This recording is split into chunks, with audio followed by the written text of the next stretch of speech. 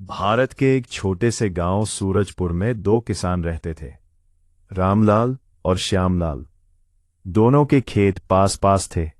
दोनों मेहनती थे, लेकिन सोच अलग अलग थी। रामलाल पारंपरिक तरीके से खेती करता था। वो ज्यादा पैदावार के लिए रासायनिक खाद और दवाइयों का उपयोग करता था।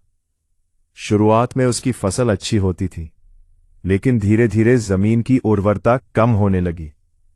खर्च बढ़ता गया और मुनाफा घटता गया। दूसरी ओर श्यामलाल ने अपने दादा परदादा के तरीके अपनाए। उसने गोबर की खाद, कंपोस्ट और जैविक कीटनाशक का इस्तेमाल शुरू किया। शुरू में उसकी पैदावार थोड़ी कम रही, लेकिन उसकी लागत भी कम थी। एक साल गांव में भारी बारिश हुई। कई किसानों की फसल खराब हो गई। रामलाल की फसल भी बर्बाद हो गई, क्योंकि उसकी मिट्टी कमजोर हो चुकी थी। वो कर्ज में डूब गया और बहुत चिंतित रहने लगा। लेकिन श्यामलाल के खेत की मिट्टी मजबूत थी। जैविक खाद की वजह से जमीन ने पानी को संतुलित रखा और उसकी फसल को कम नुकसान हुआ। गांव के लोग उसकी खेती की तारीफ करने लगे। रामलाल ने श्यामलाल से पूछा, तुम्हारी फसल हर साल अच्छी कैसे रहती है?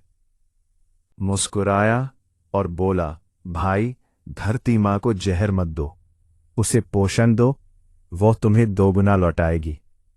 रामलाल को अपनी गलती का एहसास हुआ। उसने भी जैविक खेती सीखने का फैसला किया। दोनों ने मिलकर एक किसान समूह बनाया और गांव के अन्य किसानों को भी जागरूक किया। कुछ सालों बाद सूरजपुर गांव जैविक खेती के लिए प्रसिद्ध हो गया। शहर से व्यापारी सीधे गांव आने लगे। दोनों किसानों की आमदनी पहले से दोगुनी हो गई। रामलाल और श्यामलाल अब सिर्फ सफल किसान ही नहीं, बल्कि गांव के प्रेरणा स्रोत बन गए। किसान भाइयों, हमारे चैनल को सब्सक्राइब और लाइक जरूर करें। हम आपके लिए जहर मुक्त खेती लेकर आ रहे हैं। सीख, मेहनत के साथ सही सोच और धैर्य हो तो सफलता जरूर मिलती है। धरती का सम्मान करने वाला किसान कभी असफल नहीं होता।